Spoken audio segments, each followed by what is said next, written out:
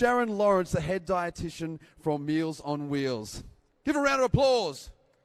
Good on you guys.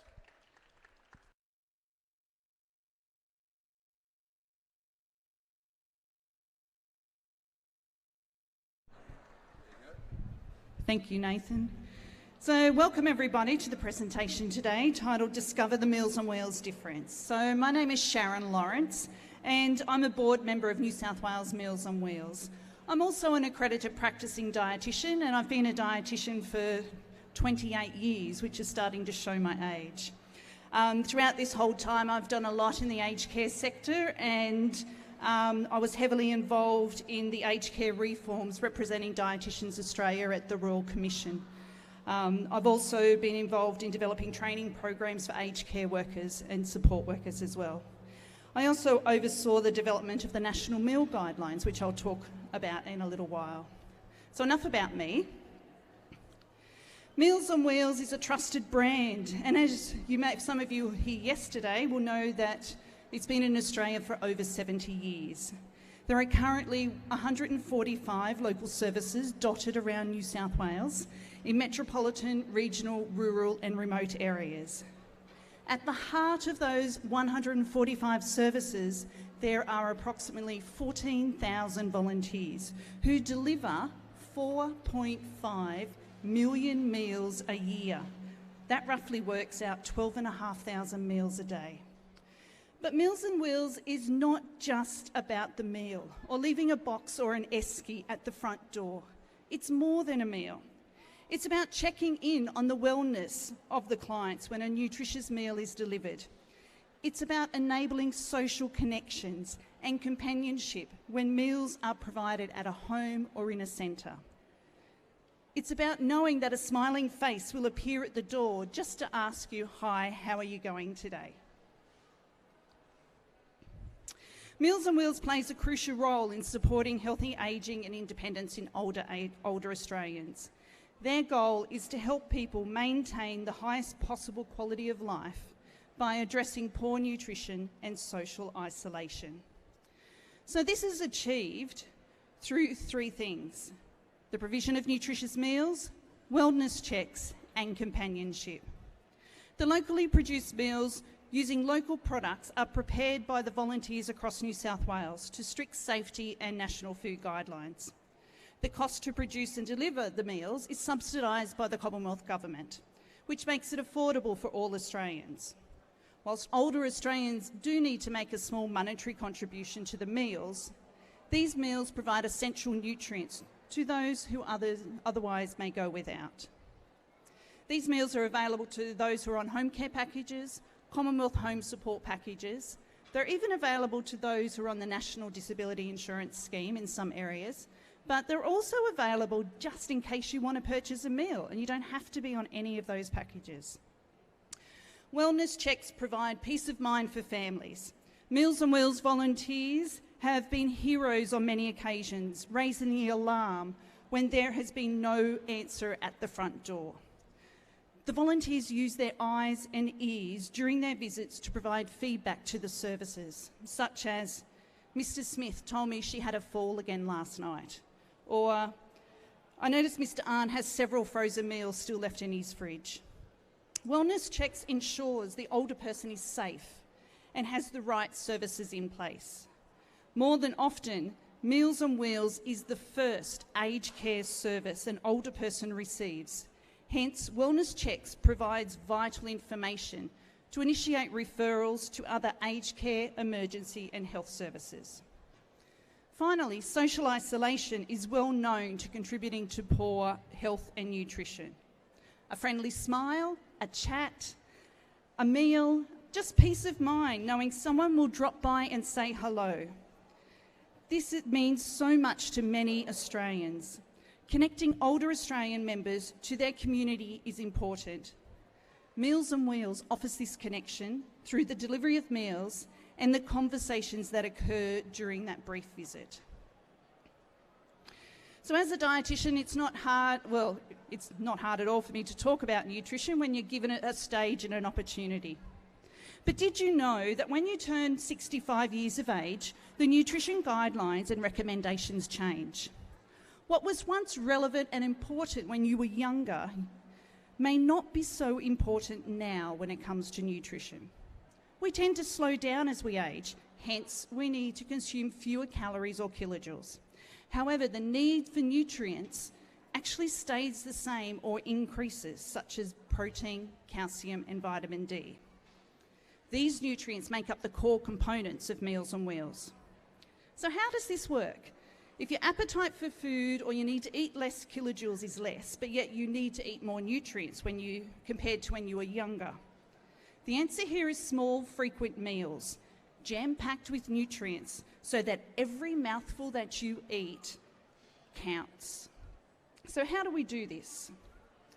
The tip here is to include a protein-rich food at every mealtime and snack, especially dairy food, because it contains calcium and vitamin D. So when you're at home and you're planning your meals, think about your protein-rich foods and then add in all your other foods. So your protein-rich foods include your animal-based products such as your red meat, chicken, fish, and it also includes your dairy foods such as milk, yogurt and cheese. Plant-based foods are also rich in protein, such as your dried peas, beans, lentils, as well as nuts, soya beans, such as tofu and tempeh. You do find a small amount of protein in your breads and some of your vegetables, but not as much as the other foods that I've just mentioned. So examples of consuming protein at every meal includes, so at breakfast time, have some baked beans on toast or a poached egg on toast or some cheese on toast. Lunchtime, cold meat or tinned salmon or tuna with a salad, or meat and legumes in a soup, or have a mixed bean salad. At night time, having your meat, chicken, fish, tofu, tempeh or legumes, mix it in with some vegetables or salad, and then with your pasta and rice. Do you see how I'm choosing the protein first? Snacks, cheese and crackers, a handful of nuts, a milkshake, a glass of milk or a tub of yogurt. So why do we need to focus so much on protein, calcium and vitamin D? Did you know that when we age, we lose muscle mass and our bones become weaker as we increase our risk of falling? So from the age of 30, we lose approximately 1% of our muscle mass every year. So that means by the time we reach 63, we've already lost 1/3 of our muscle mass. By the age of 80, we've lost half of our muscle mass. This is why nutrition and exercise becomes really important in the older years. So this picture here is a cross-section of a thigh of a 25-year-old and a 63-year-old. So you can see it's roughly the same size thigh, but the darker section is the muscle and the white section is the fat. So you can see that there's that third reduction in the size of the muscle. A loss of muscle reduces our strength, which then makes it harder for us to complete all of our daily activities, which then means we become more dependent on others, and we become frailer, and we become weaker and more fatigued. So consuming protein-rich foods at every mealtime and snack, in conjunction with exercise, will help you maintain your muscle mass and independence. Calcium-rich foods and vitamin D-rich foods also assist to help strengthen your bones in the event that you may have a fall as a result of the loss of muscle mass to support your body. So the next question you may be asking me is, if I eat all this protein-rich food, will I gain weight?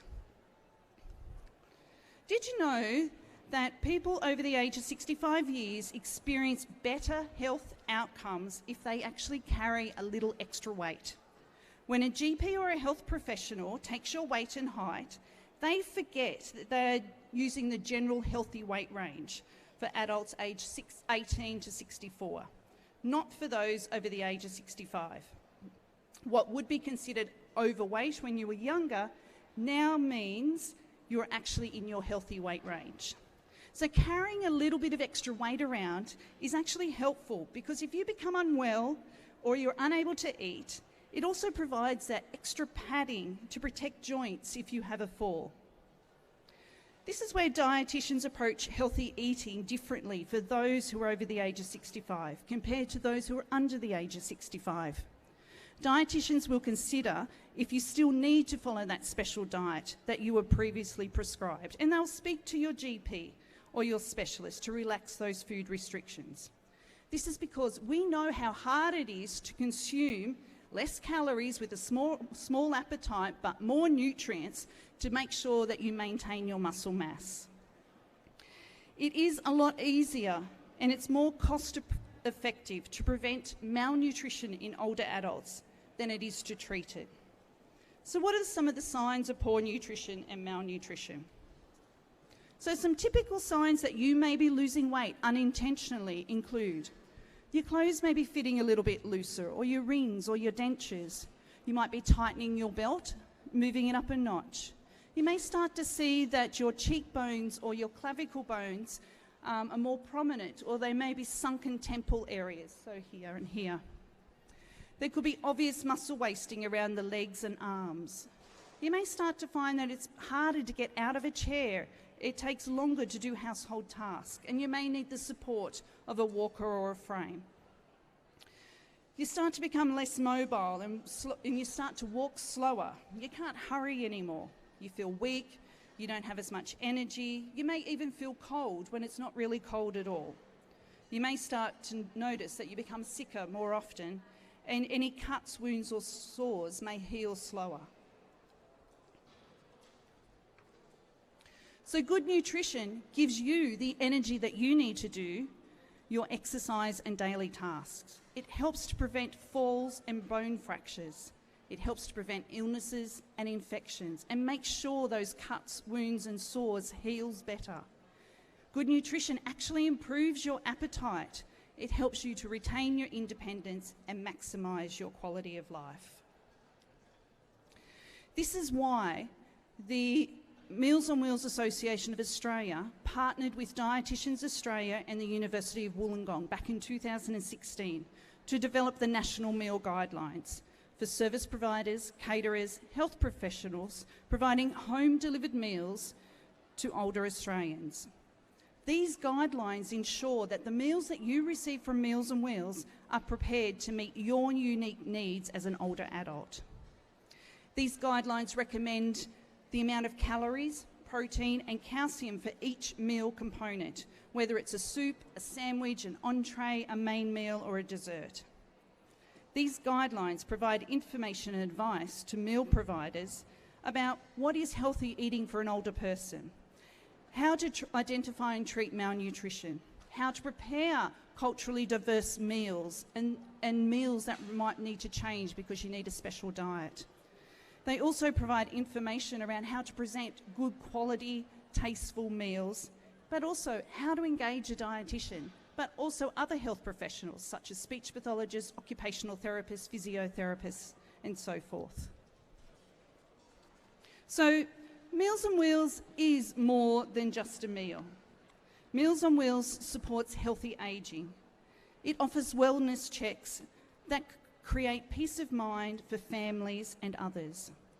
Meals on Wheels partners with dietitians and other health professionals to provide chef-inspired and culturally appropriate nutritious meals that comply with food guidelines. Meals on Wheels promotes companionship by connecting people with people in their community.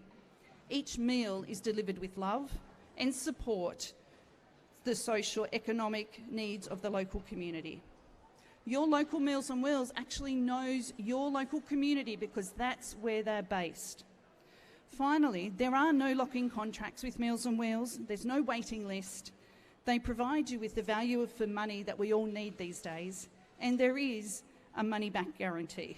What more could you possibly want? So finally, on behalf of New South Wales Meals on Wheels, I'd like to thank you for attending today's session. There are some representatives here in the audience, and I believe that they may have handed out some little esky bags as a thank you gift for attending today. But I also want to say happy birthday, Meals on Wheels. It's 70 years in Australia.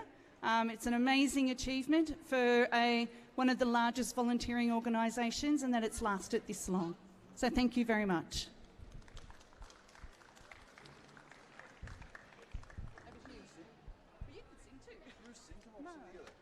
All right, Sharon, let's get up and have a bit of a sing-song for a happy birthday for Meals on Wheels. Let's do it together, eh? Everybody. Happy birthday to you. Happy birthday to you. Happy birthday, dear Meals on Wheels. Happy birthday to you. Hip hip. Hooray! Hip hip. Hooray! Big round of applause for Sharon, ladies and gentlemen.